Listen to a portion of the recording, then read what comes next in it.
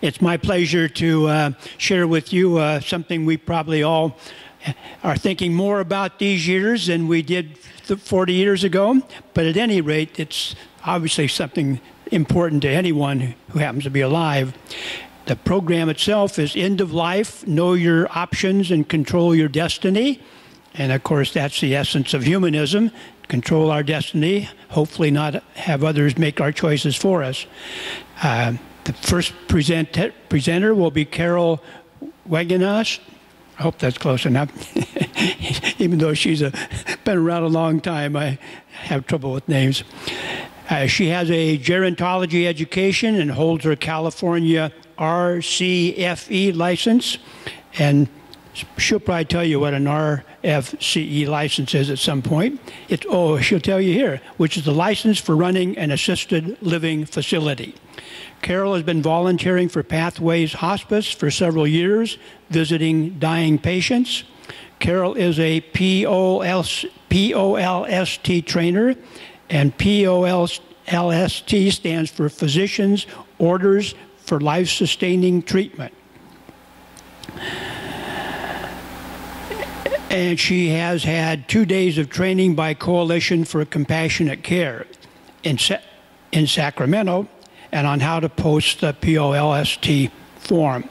Today, Carol will present the POLST form.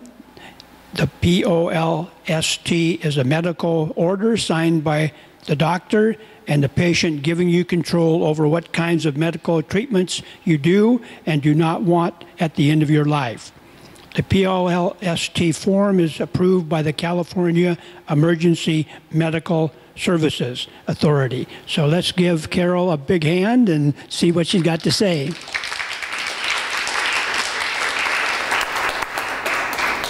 Thank you. Is my mic on? Can you hear it? Okay. Well, the first thing I wanted to do is just share with you, my personal story is, I went to this training and I felt like this was so important that I wanted other people to really know about it. A lot of people don't even know about the POLST form. And when I went in just in October for just a general procedure, a colonoscopy, I filled out my POLST form and I handed it to the doctor doing it, and he said, in 18 years, no one has ever done this. Told me what they want if anything would go wrong.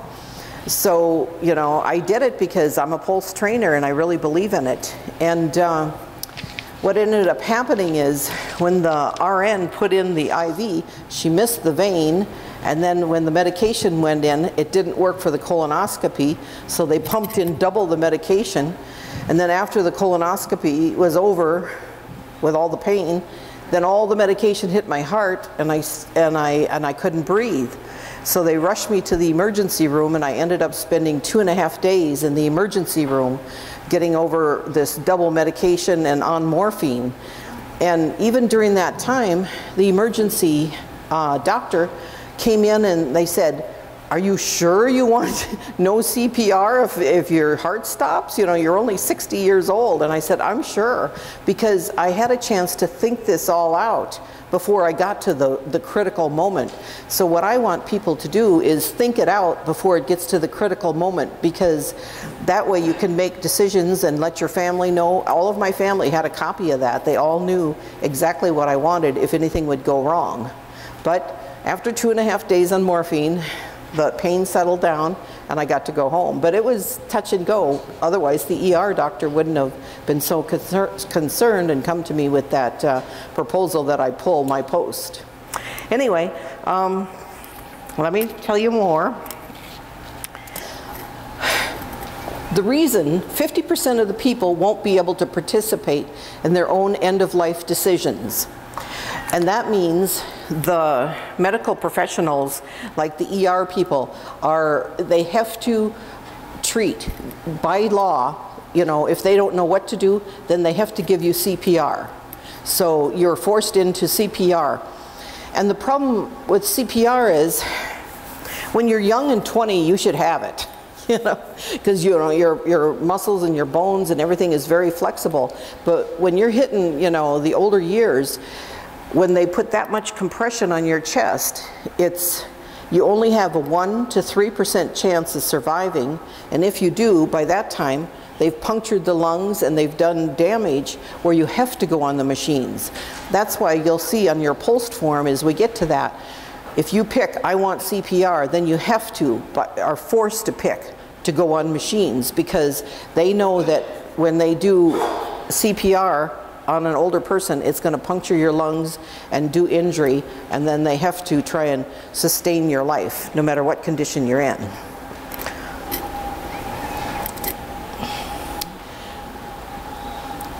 The Advanced Healthcare Directive is the first form that people fill out, but a lot of times, oh, that's locked in my safety deposit box. You know? That should be really accessible to your medical people as well as to your family. You know, make sure that they get copies. And the POST is more powerful, the most powerful form in the state of California, because it's signed by a doctor. Therefore, it becomes doctor's orders, and either other medical facilities have to follow it. They will know, other healthcare professionals will know and have to honor your wishes for care. Even if you're on vacation, even if you're rushed to a different hospital, they have to obey the POST. Focus on the conversation. You know, do it now. Well, is what I'm thinking is before you're under, you know, you don't want to be in the emergency room, you know, unconscious. It's too late then. You know, you really want to decide before then, before you become seriously ill.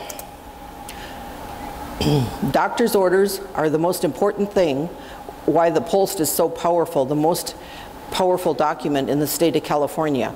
It's portable. Like if you were in a skilled nursing, it goes with you. And then if you have to go to the emergency room, it goes with you. It follows you. It's on brightly colored, standardized form for the entire state of California. It allows you to choose the medical treatments you want to receive and those that you do not want. It gives direction for healthcare providers when you have serious illness. It could be a chronic progressive illness. It could be a serious health condition. It could be medically frail. I feel like do it now before you are under the gun. There's something new where it used to be the old days, they would do aggressive care, and then the last 6 months of life, they would do hospice care. But things are changing. Now, they look more at, you know, doing some curative care as long as they can, and then some symptom management. There's a new term called palliative care. And what that means, that's coming up, is when illness cannot be cured and when the treatment cannot be tolerated, palliative care focuses on maintaining the quality of life, giving you comfort and dignity, and symptom management to prevent suffering and distress. What they do is they identify your needs and goals. They really include the family. They look over the POST and have you, work on it if you haven't done it before. They come up with a plan of care, and they encourage a lot of family visitation, because palliative care can be done at any time versus hospice is for the last 6 months of life. So palliative care is when you're kind of doing some pre-planning and you can still be taking whatever curative medicine you want. But when you do hospice, you sign a document saying, I'm going to stop curative medicine. Pain prevention is the goal, and using continuous or medication for chronic pain, short-acting medications, and review treatment plan if pain is uncontrolled. The POST began development in 1991 in Oregon, and it's expanded to more than half the United States. And the POST is effective in providing care that's consistent with whatever your wishes are. That's the goal. The agency who is in Sacramento is called Coalition for Compassionate Care of California. And They have support from the California Healthcare Foundation, and also there's local pulse coalitions, like there's one in San Mateo County, one in Santa Clara County, who do presentations like this. It was all done through an assembly bill, Chapter 266, in 2009. There's one form for the entire state, and no one forces you to do this. No one forces you to fill it out. But honoring the form is mandated. Like if you are on vacation in North Dakota and you know, you have a pulsed form, they will honor it, even though they don't have the pulsed form in North Dakota. Don't go to North Dakota for vacation, though. The weather's not that good. That's where I grew up. Yeah, everyone says, oh, I already have an advanced health care directive. But what the Pulse does is it complements the advanced health care directive. It's more powerful, and it states it more clearly. But both are legal documents.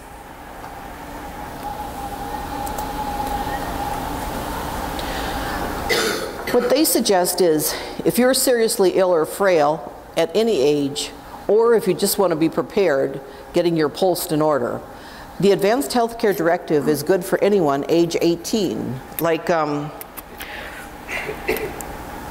have a friend who wrote a book about end-of-life choices, and for his birthday, his kids, for the present they gave him, was filling out their Advanced Healthcare Directive, and that was the best present he could have gotten. What the Pulse is it says exactly what you want for current treatment, and the Advanced Healthcare Directive is for future treatment. Especially, it appoints a decision maker, the Advanced Healthcare Directive. In case you are not able to speak, it has someone named with their phone number and things, so that you could call and ask them what would have she wanted now that she's in a coma. And this can be, the Pulse can be signed by a decision maker.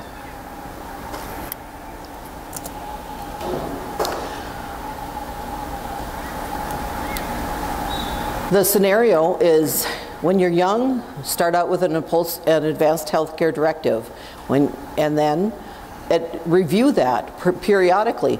Like sometimes people have moved, or sometimes people, are no longer able to make that decision for you, or things change, and the form gets updated. So it's nice to update that every couple of years. And then anyone with serious or chronic progressive disease completing a pulsed and treatment wishes are honored. But you can do the pulsed at any time. People say, oh, I'll just fill out a DNR.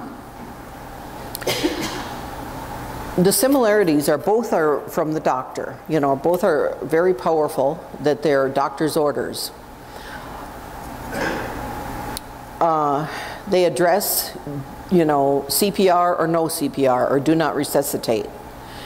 And both are intended for the medically frail or those with chronic or serious illness. But a pulsed is more portable. A DNR is specific to that hospital, but a pulsed is good nationwide.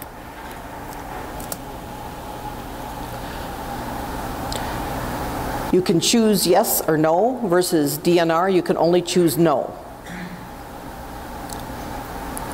And this allows for other medical treatments, like, do you want to be on the machines? Do you want to be fed by tubes? Do you want to be, on, oxygen? And this only says yes or no DNR, do not resuscitate. And this is honored in all over the United States. All healthcare settings, no matter if the state has got pulsed or not, and this is only in the hospital.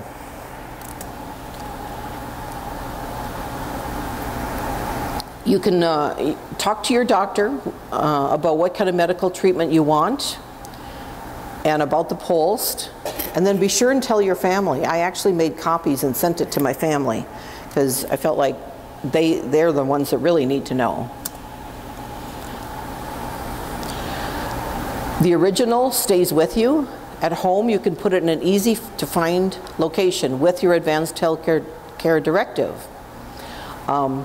If anything happens, you would give it to the Emergency Medical Services, because otherwise they're forced to do CPR. If they don't know what you want, they're forced to do CPR. You can give them to the skilled nursing facility or the hospital, and it's filed in your medical chart along with the Advanced Healthcare Directive, and it goes with you if you go to the hospital by ambulance. One of the things that I've included in your packet is a little kind of plastic envelope that could be, magnetized and put on your fridge door. They used to say put it inside your fridge, but then people couldn't find it because their fridge got too full, and then the EMTs don't have much time to look for that little, document. So outside your fridge door is what they suggest now. And if you don't have metal anymore, you can tape it on. But inside of this packet is also a form where you can fill out pertinent medical, like who to contact, who your children are, what their phone number is, who your doctor is, what medications you're taking. And this was provided by a doctor who actually makes house calls, which is kind of amazing that that really happens, other than on Little House on the Prairie.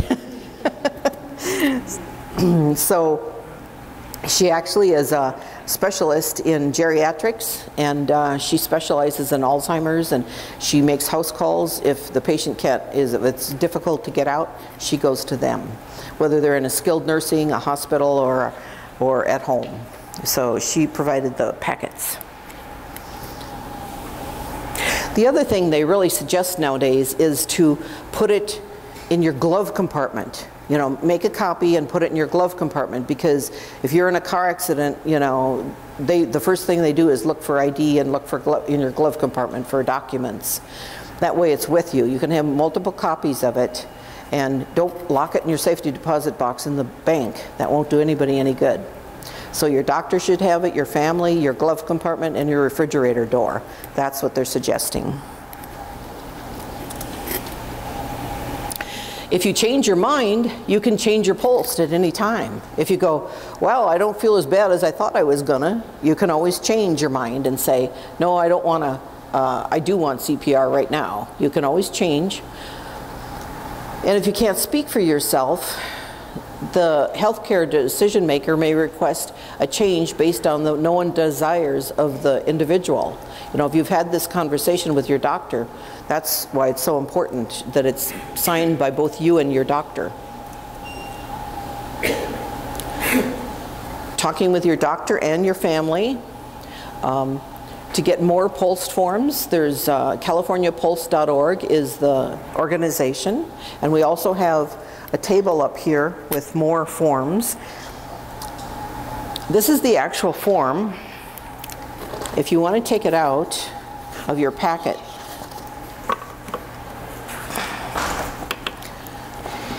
the first thing it asks is, do you want CPR or don't you? And what the most important part is, if you say, yes, I want CPR, then you are forced into taking full treatment. Now, this is not the spa full treatment. This is where you get the machines attached to you and keeping you alive. The airway and interventions, mechanical ventilation, defibrillation, cardioversion, intubation, all those things, all those tubes. The problem with a lot of the tubes is once they put a tube down your throat, you can't speak and say, I think I want this tube out of my throat. Makes it a lot more difficult.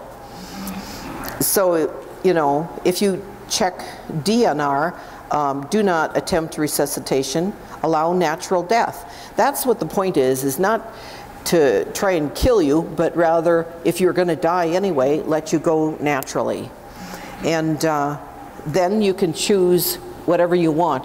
If you say, if I've already died, don't bring me back, then you can choose what you want afterwards. Do you want, any of the three? And then it's signed by you and your doctor.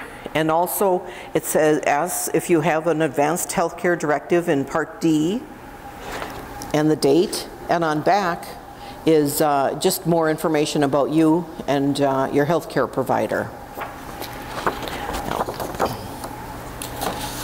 Just to let you know what is in your packet, there is a brochure about facing serious illness. It's all about the pulse, in case you go, what did she say about that? You know, and then also, I really felt, since I'm a hospice, I'm with Pathways Hospice volunteer, I really wanted you to know more about hospice. So I put these in. I'm not going to really talk about it today. And it talks about, you know, what kinds of care you can get through the hospice company. There's private duty, there's home health, and there's hospice.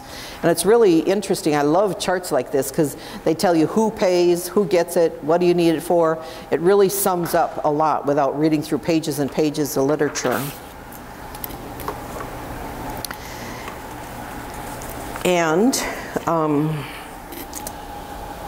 there are resources of places you can contact. I'll leave this slide up. We're going to do questions after Barbara speaks, and Barbara's going to be speaking about the Dementia Provision and Advanced Healthcare Directive. So we're going to switch microphones now. I'll leave this up in case you want to write down any websites, and then we'll have Barbara speak. Thank you. We'll do questions after both of us spoke.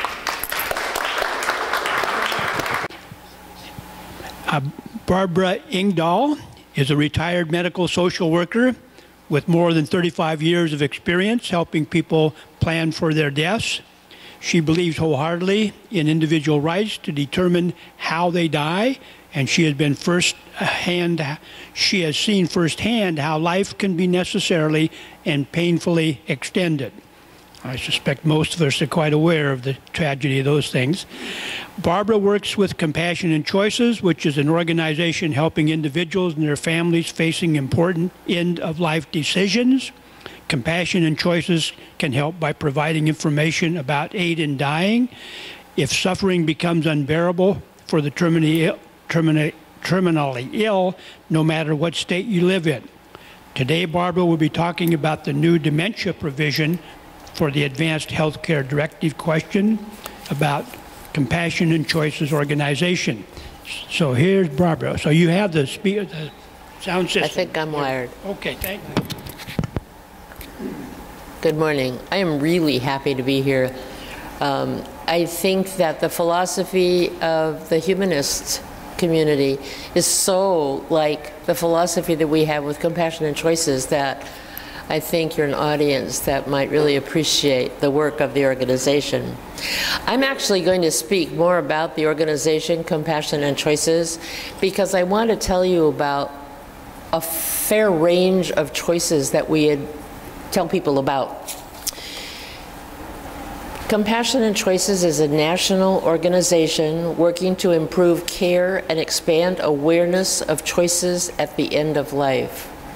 The vision of Compassion and Choices is a society where all people receive the state-of-the-art care and have a full range of choices for dying with dignity and control. I think that's consistent with your philosophy.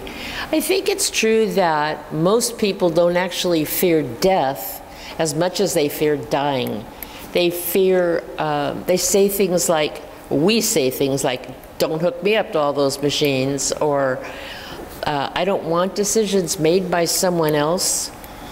I don't want treatment if I don't have any quality of life. People want to be informed honestly. They want to be told and offered what their choices are, and they want to be in charge. So Compassion and Choices has three prongs of its work: education, advocacy, and support. In terms of education, my speaking here today is part of that. we're telling people about the choices that they have, and nationally there are educational and training programs not only for individuals but also for healthcare professionals. We use media and public outreach, online and print publications to change healthcare practice, inform policy makers, influence public opinion, and empower individuals. One of the main instruments that we use and support is the Advanced Healthcare Directive. Are there people here today who have not got their own Advanced Healthcare Directive? Oh, wow, I'm surprised. Carol has included a copy of the California Advanced Healthcare Directive in your packet. Here at the table, I've brought more copies. And this is a primary way that you can direct your own care should you become not able to do that. This is part of your planning process. There's also, if you want to take that out of your packet and just take a look at it, you don't have to go to an attorney to fill it out. You simply can have, I think it's 2 witnesses, could be friends, probably, preferably not family. And basically, I think, you know, there's a lot of options in some of the forms about, say, tube feedings or oxygen or feeding or hydration. Basically, I think, in my mind, what it came down to for me was, if I'm not going to be able to have a quality of life going forward, then I don't want medical treatment to elongate my life. And the dementia provision, I'm portable. The dementia provision says, if I am unconscious and it is unlikely that I will ever become conscious again, I want my wishes followed. If I remain conscious but have a progressive illness that will be fatal, and the illness is in an advanced stage, and I am consistently and permanently unable to communicate, swallow food and water safely, care for myself, recognize my family and other people, essentially stop. I don't want any more. And so I think that's the basic choice. I got really confused thinking about this for myself. It was like, well, kidney dialysis, well, you know, oxygen. But the truth is, it seems to me at its core, do you want anything if you don't have a hope of having quality of life going forward?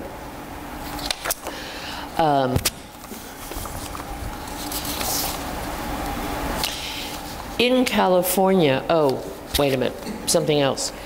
When you choose the person who will have your power of attorney for health care, think carefully about this choice. It shouldn't necessarily be automatically a spouse. It shouldn't necessarily automatically be your children. And the reason for that is that what you want is perhaps not your closest relative, but a person who can carry out your wishes. Sometimes a spouse says, I'm not going to let you go, you know, but you want to go. Then perhaps your spouse is not the person to have your power of attorney. And your children, Mom, I'm never going to stop, you know, wanting you to be treated all the care we could possibly provide. If that's not your wish, then again, your children perhaps are not your best power of attorney. When you think about having somebody for a power of attorney, basically you want to sit down and have a conversation with them. These are my ideas, these are my choices. Can you honor them? Will you see that my choices will be carried out going forward? The person who can answer yes to you is the person you want for your power of attorney. And then after you've got it all filled out, and it's really easy, I hope all you raised your hands are going to do that really soon. Then basically you tell everybody where it is. You give everybody a copy. You talk about it. Have a conversation so your family feels comfortable with what you're doing and what it's all about. And then basically you've got that in place, which is the biggest choice that you make, which is saying, I don't want to continue treatment if it's not going to give me a quality of life going forward. Many, many people are caught in healthcare limbo because they haven't filled this out. And that's when you get stuck in the ICU, stuck in a nursing home with everybody doing everything. They're tube feeding you, or you're having kidney dialysis. And by that time, it's very, very hard to get it stopped. Now, if you're 30 years old, you know, you may not feel like you need to do that because they're going to try and rescue you, and that's what you want. But there's always also that chance that something will happen to you, like an irreversible brain injury. I have a son who has a friend who's been comatose. I think it's been at least 20 years now. And she was a young girl when she was hit by a truck. But it's, you know, it basically, medical care in America can do it. But the question is, do we really want to do that? Compassionate Choices also provides a lot of advocacy for institutions, organizations, and individuals. We are involved in a lot of legal work. We were involved in the Pennsylvania case where they managed to reverse the prosecution of the nurse daughter who helped her father die. We were also involved in the New Mexico case where finally they let the family decide that the daughter, who was pregnant but clinically dead, that the medical care system was saying, oh no, there's a fetus here. We want to preserve the mother's functioning until the fetus is born. The family's decision was to let them go.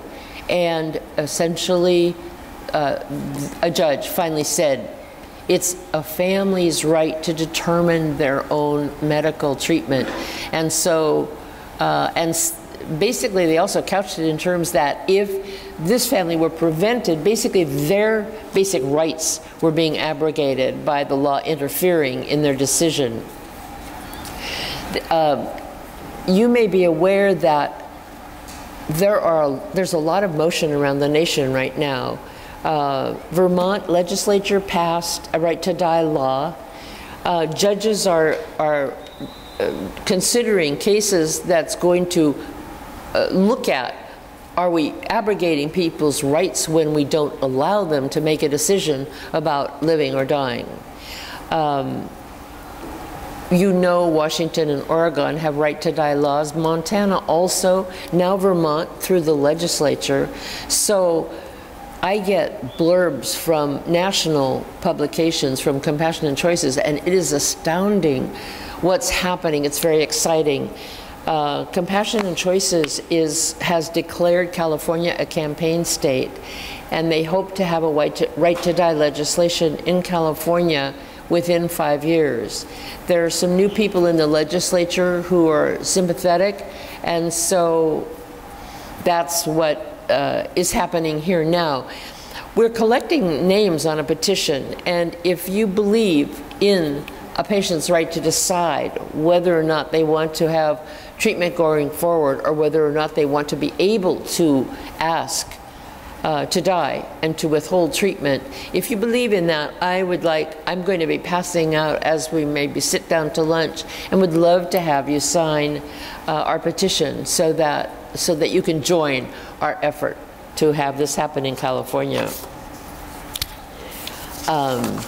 One of the things also very important to know, in California in 2008, California passed a right to know law.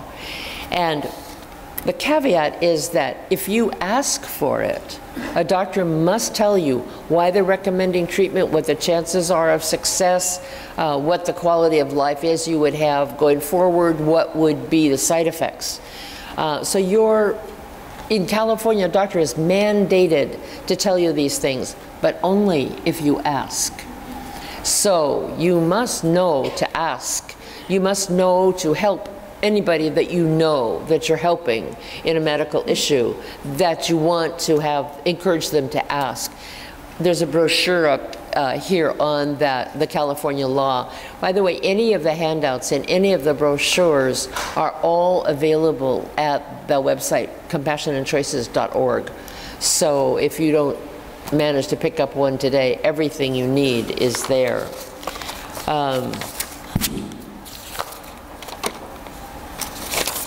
The right to know law, the contents of it is that you should be able to be informed about hospice care at home or in a healthcare setting. You must know a prognosis for your treatment with and without the continuation of disease-targeted treatment. You have a right to know the right to refuse or withdraw from life-sustaining treatment. And by the way, you should know that you can always leave a hospital without a doctor's okay.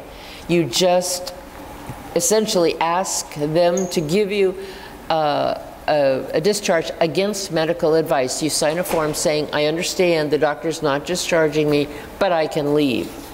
Another way to kind of make sure that you're in charge. You also have the right to continue to pursue disease-targeted treatment with or without concurrent palliative care, as Carol said. And you have the right to comprehensive pain and symptom management at the end of life.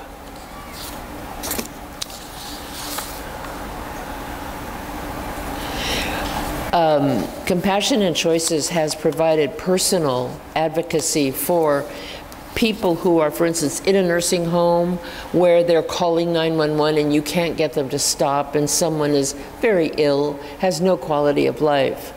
Hospice has sued in a situation like that, has sued the nursing home to make them honor the family's, the patient's wishes.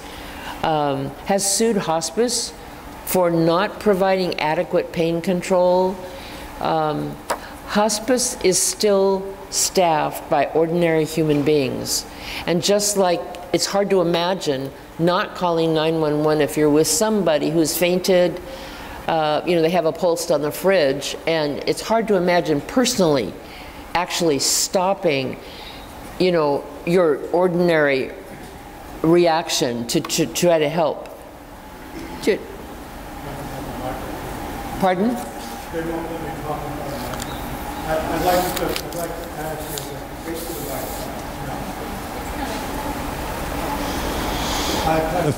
you a we have had a physician here who spoke to me personally on the subject of hospice in the past at a Humanist meeting, because we have people who are very concerned about their wishes being fulfilled.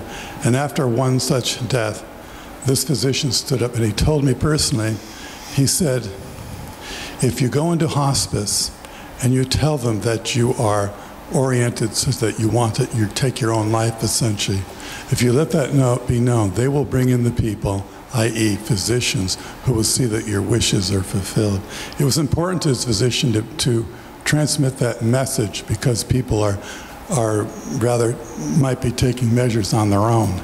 And he wanted to point out that hospice will orient that he knew the hospice was oriented to bring in the people that will see if your wishes are fulfilled. Okay, so I need to put that in here. Yeah, okay, so I'll take issue with what you said. Hospices, as I just finished saying, hospices are staffed by kind of ordinary human beings.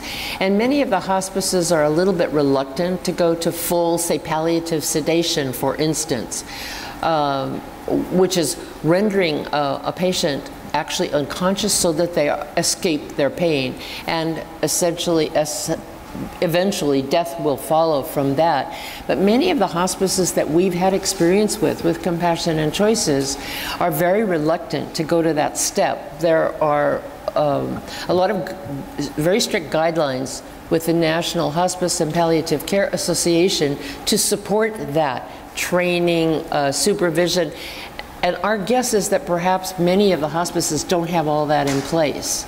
And so we urge people to to interview hospices to make sure that you've got one that seems philosophically in agreement. Also, if you're with a hospice and you don't feel like they're doing what you need, change hospice, or you can call Compassion and Choices. Compassion and Choices has a very strong end-of-life advocacy program that will send a volunteer or staff person to that person and work with them to get what they need out of the situation that they're in. You know, going as far as even legal measures if need be. Let me just finish, then we can open it up for questions. So the last part of the Compassion and Choices program is the end-of-life advocacy program. So many people call us and they say, I'm with hospice, I've got lung cancer, they've given me maybe 3 months left to live, but I'm not sure that I want to do anymore. I'm in extreme pain. Or with colon cancer, some of the symptoms are not very nice. And I mean, if you think that dying is going to sleep peacefully, you know, it doesn't look like that all the time. So many people call the organization and ask for help in you know, knowing their choices. One of the basic things that we talk to people about is voluntary stopping of eating and drinking. Everybody has the right to control the end of their life by literally taking control by not eating or drinking anything. There are people at Compassion and Choices that can support somebody in making that decision and make sure that they understand what's happening. Generally, it takes 2 to 3 weeks at the most, and usually after maybe 3 days, the patient is usually in a fairly euphoric state and comfortable after the thirst and the hunger, say, of the first couple of days. We also, of course, talk about just stopping treatment, just stopping. If one of the dilemmas is people who have Parkinson's or Lou Gehrig's disease and are at an end of that process, and it's been slow and long, and they're worn out and they just want to go. Generally, Compassion and Choices does not help anyone who's not with hospice, but if they start not eating and drinking, basically they are on an end-of-life trajectory and they can qualify for hospice care at that time. I think I'll stop there and see about questions. That clock's early.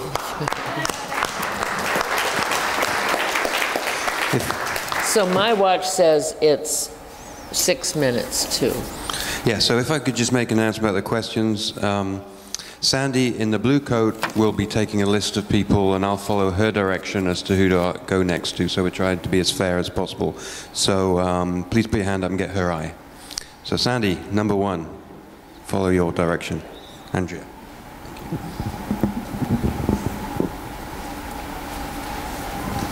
Hi, I'm Andrea Dory, and both of you, such wonderful information. I wanted to tell you that I've been interested in this subject for quite a while. My mother died of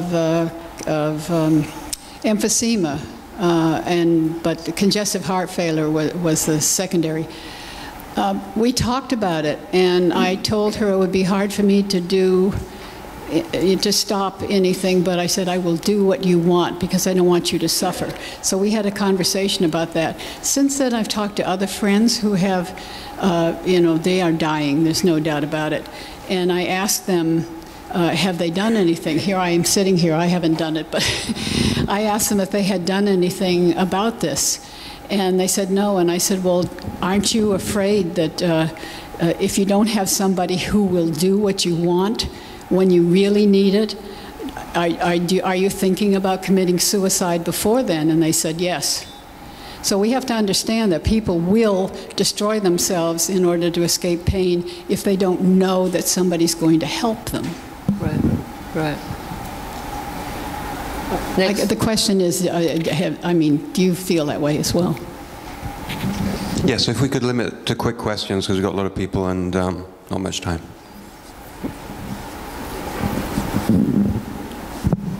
Just a quick question. What about young people having these orders? I mean, because there could be accidents, you know. Is there an age limit? We say everybody over 18 should have one because of that reason, yeah. We don't just die when we're old, unfortunately. Hi, thanks. I want to know where you think these groups called Aging in Place, you know what that is, different communities have organizations. They're usually, or sometimes at least, associated with senior centers. In Palo Alto, there's one. The idea is that you sign up to be part of this group so that at the end of your life you could stay at home, or if you need to go to a nursing home or whatever, someone kind of takes care of that for you. Meanwhile, you have your POLST and your advance directive and everything also. But this is like a community, before you're really sick, but maybe you're feeble, they'll bring you food or whatever. Further along, they'll give you an advocate to help you. They'll come talk to you with decisions. The one in Palo Alto costs about $1,000 a year. Every year you have to renew it.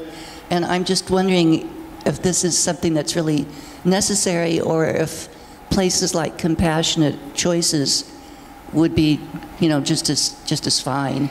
I think it's different. And I have another question too. I don't know about those communities so much. It sounds to me like you need to have a speaker who talks about that. I think it's a little off the subject. Okay. But I do know. It's called Avenidas, the Village, and that one, yes, but they're across the nation. yes. They help you in other things in that. Yeah.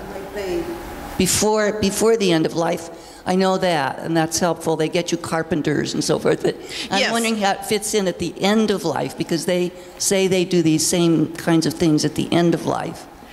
That isn't their main focus. Their main focus is more, if your water heater breaks, we know a guy who'll give you a discount, and we've already vetted him, so we've checked out that he's not going to come and rob you. And and then they get together for groups, and let's go to the city and go to play. Avenidas itself does that, yes, without having to join the Aging in Place. The Aging in Place is really for people who need this extra kind of help. And I don't want to belabor the point. Can I just suggest that I think that you ought to ask Carol to really speak about this. What I was going to say in answer to part of your question was that I think that the way people age and the way they want to design their dying, their death, is such an individual thing that there is no right way. But it does bear thinking about. There's a new thing that's happening now called death cafes, which sounds macabre. But the truth is that I think that they're trying to counteract this American idea where we kind of avoid thinking about death. We whisk it away, we don't see it. And so we're ill-prepared because we don't want to think about it. But I encourage everybody to think about designing how you'd like your death to happen, because by designing it and planning for it, you can have it be that way. And there's a website that you can see from the brochures if you pick up one, Compassion and Choices. Essentially, there's a number to call, there are people to come, there are all those kinds of, things that can be answered there about how to design your dying. Thank you. The second point I wanted to make really quick is that there's something on the internet called 5 Wishes, and you could just print it out, and it goes into just about every conceivable aspect of how you might like to die, including at your funeral. Do you want music? If so, what kind of music? Do you want to throw your own? It's been taking me about 6 years to fill this thing out. Do you want to throw your own memorial service before you die? I love that one. We've had some clients who have done that. It was like, oh, isn't that marvelous? You get to see people. You're there. Right. I think it has that one too. It has just about everything. Thanks. This was really great. Thanks. That's an excellent document. I've seen it. Yes, it's very detailed about how you want to plan your death. But it seems like, each organization does a little piece of the pie, you know, and I wanted you to be, you know, find out what Compassion and Choices does and what the Pulse does and what Villages is, you know, more of a support, but, you know, they help you to stay in your home. I had a question about modernizing some of this. My question in general is there an app for that? Is there, it seems to me like your end-of-life choices should be on your cell phone or something, or on an NFC chip, you know, you wear on a piece of jewelry, you know, that can be scanned by emergency people. Compassion and Choices has a little bracelet that you can put your entire Advanced Healthcare Directive on it and wear it. In electronic form, or is it, how is it physically? I don't know the language for all this stuff. Kaiser also, you can go to Kaiser and you can get your medical history on a jump drive. So, yes, on a, yeah. So there are things like that that people have taken with them, you know, when they're going to Hawaii and, you know, yeah. It's getting more electronic. And there is actually, there is a national directory where you can register and say, you know, what your wishes are, where you can participate. Like if your wishes are DNR, your wishes are no CPR, there is a national directory you can put online. When the question, when you made the topic about drivers carrying in their car what their wishes are, I was just wondering, because today I listen, as I usually do every Sunday morning. They repeat it at night to 8:30 a.m. to 9 a.m. and p.m. In depth of KCBS Radio, no ads. And today they were interviewing a lady that she is in charge of a group that is trying to avoid people getting run over, especially in San Francisco, including even hit by a bicycle. There have been people killed by that. But I was just wondering, since you also mentioned there are quite a number of old people crossing streets, and they're more dangerous. The older you are, the more dangerous you are when you cross a street. Is there something that one could carry in their pocket or something, just like the driver you're suggesting that they carry? There's the bracelet that I was telling you that Compassion and Choices gives you with your whole Advanced Healthcare Directive on the bracelet. Yeah, so call and ask about that. I've completed both the PULSed and an Advanced Healthcare Directive, and I'm not happy with either of them. With regard to the PULSed, it seems to me it's too prescriptive, and I don't want at this stage to rule out CPR, and on the other hand, if it is as dangerous as Carol described, that disturbs me also. What I would like in both cases, both forms, is to be able to elect to try treatment and see how it works for my condition at the time, and then be able to arrest it if that is my wish at the time. The form does not provide that option, I believe. Yeah, technically you should be able to do that. Just my experience working in a hospital is that sometimes it's difficult to get the medical community to let go once they've started and hooked you up. But of course that's a choice. Yeah, I agree. My second comment was about the medical community, and I think you've not addressed the indifference that we as patients can encounter. For example, I tried 4 times to get my Advanced Healthcare Directive recognized by the cardiology department of Palo Alto Medical Foundation by presenting it to the registration desk, to the medical assistants, to the physician himself, and finally to the physician and his assistant together. And eventually I got them to recognize that it was something they should demonstrate to me that they had it on their system, which they did. There's another situation where you can call Compassion and Choices and say, this is my problem, this is what I'm having. You will have a volunteer there within a day helping you get yourself recognized. Well, I totally agree. Physicians are trained to save, you know, and it's hard for them to get used to the idea of letting go. And I had the same thing with my pulse. I had it done a week in advance before my colonoscopy, and I took it in to medical records to try and get it scanned in, and she said, no, we don't want to do that. We don't want to bother with that. Just take it with you when you go to the doctor. And so I took it and laid it on my chest when I went to the doctor, and he was so surprised, but I mean, that was the only way to get their attention. Nobody would scan it in. I totally agree. It's a bit of a battle to get your wishes known, but we're working on it. That's what we're doing. You know what's interesting to me is that the American Women Medical Association, the Medical Students Association, and one other are all in favor of right to die language. The American Medical Association is not on board with the language. So be aware that it can be a struggle. Okay, hello, can you hear me? Yes. Yeah, I want to say a few words that are not directly related to the subject today, but with the experience that our first speaker, Carol, had with her colonoscopy and the complication of her sedation that forced her to stay 2 days hospitalized. I'm a physician, and I had 2 colonoscopies done myself, so I have first-hand experience in that.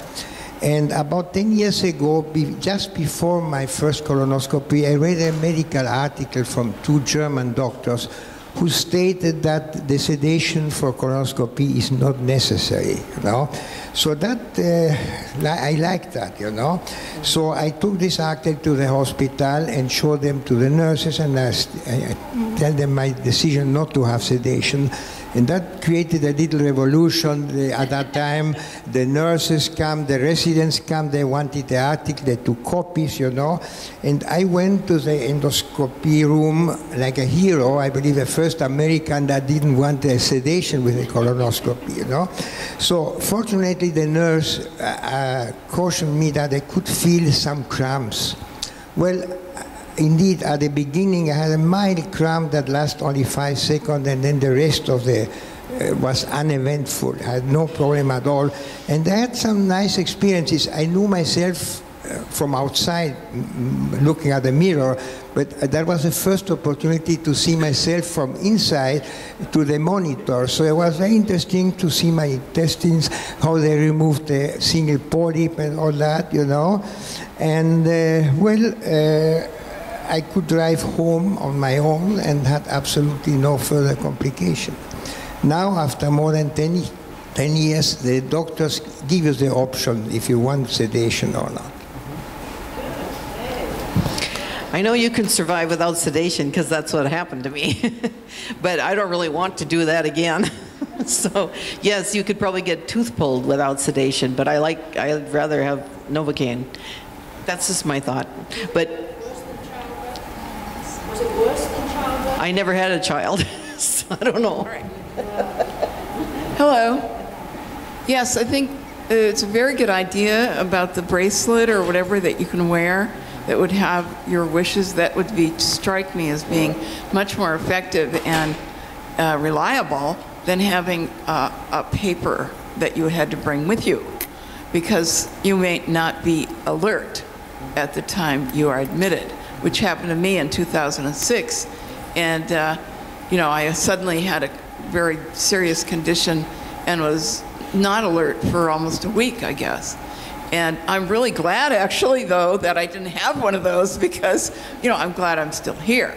So I think you want to think very carefully about it, because you might have several years of life ahead of you, and in that case, you would want to be careful about what you put into that document. Well, don't forget that essentially the Advanced Healthcare Directive says if I cannot anticipate a quality of life going forward. So it's not that they're not going to do anything automatically anytime. Yes, I've had Red Cross CPR training several times, and I don't recall any instructions regarding pulsed or any other document. Is this legally binding on Good Samaritan CPR attempts? Is what legally binding? The pulse. It is. So it's doctor's orders. It's a medical directive. It is legally binding. They have to abide by it if they know about it. A person is required to search the unconscious body for this evidence before performing CPR? The default is we're going to do CPR. If they don't know, they do CPR. If they see it on your fridge, they'll look on your fridge, but they're not going to go through your fridge. Okay. I'm talking about a Good Samaritan. Say someone's leading a group of these people in a hike and someone collapses and is unconscious and not breathing. Then Good Samaritans are protected. You know, just a regular Joe Public comes along and does anything, even if he does it wrong, he's protected by law. Okay, thank you.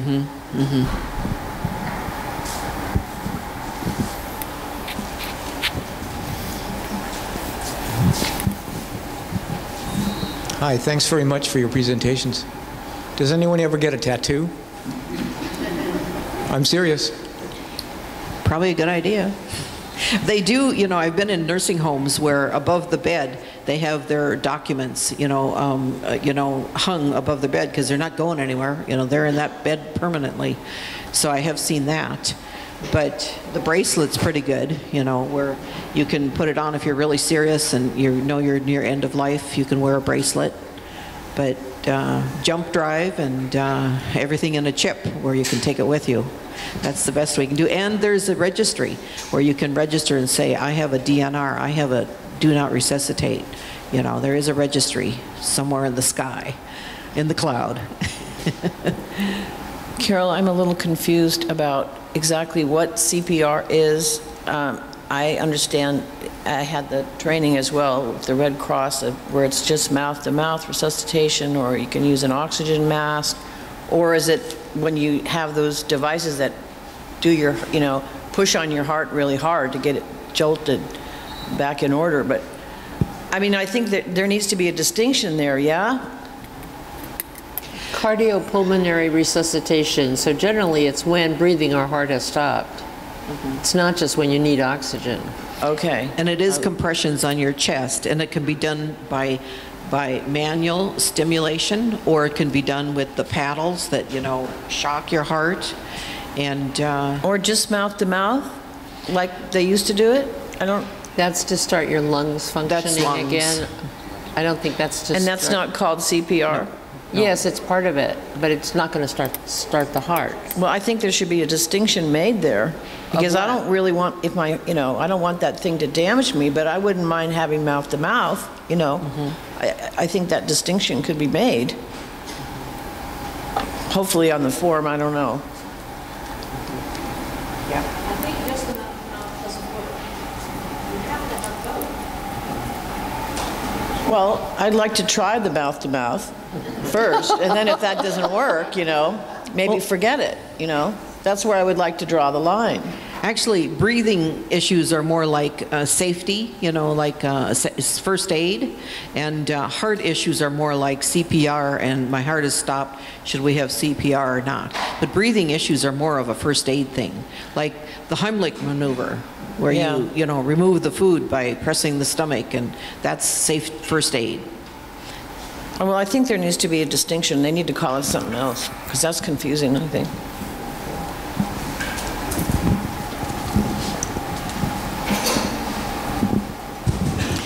Thank you very much for your presentations. I appreciated that. I had wanted to ask Barbara about the withholding of antibiotics. If a person's otherwise pretty well, but they know that, they're getting there, and they choose to just voluntarily not take their antibiotics, is that something you have a right to refuse treatment? As a matter of fact, the Supreme Court has upheld your right to take your own life. It is your right to end your own life. So, I mean, you need to know this when you're going to stop treatment, that you have a right the Supreme Court has said. So they're on your side if you say to the doctor, I'm done. And the truth is that we have to die some way. Sometimes, you know, 93 years old, has been in unremitting pain from arthritis for a long time. Otherwise, a healthy heart, but miserable, day in, day out, miserable. In a case like that, I think not treating an infection can be an easy way to let somebody go. Again, it's hard. It's like not calling 911. It feels strange. But we are so used to interfering in dying that we don't know how to let dying happen anymore. Yeah.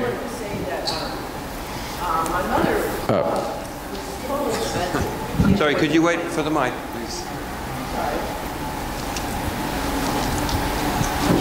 We can all hear you. My mother was demented for many years. She had alcoholic dementia, and but her body was really strong. And but she tended to get cold, so every winter she would get pneumonia. And they give her antibiotics, and she would recover, you know. And she was like that for 12 years. And so we finally thought, you know, she has no quality of life. She could barely talk. She was in diapers. She knew me, but she didn't know everybody. And so they had a form at the home that she was at that you could sign, all ready to go, that took her off the antibiotics. Because antibiotics is strong medication, and you know, keep people alive beyond the point where their mind is gone, but their body is still going. She was very strong, but her mind was gone, and you know, we just thought she had no quality of life. And those forms are available. I just wanted to point that out. Yeah. You were lucky. They're not always available, but everybody now knows that you can ask for one. We finally did. It was hard. And that's another reason. Yeah, that's another reason to fill out your advanced healthcare directive before you become confused or have memory loss, because then you will not be able to make that decision, and the daughter, you may not have been able to make it either if she had not given you a power of attorney. I mean, in this case, I think you were kind of agreeing to work together, but you could have found yourself in dire straits. For 50 years. Yeah, yeah. So, sorry, Jerry. Lunch is ready. We're out of time. Thank you very much indeed.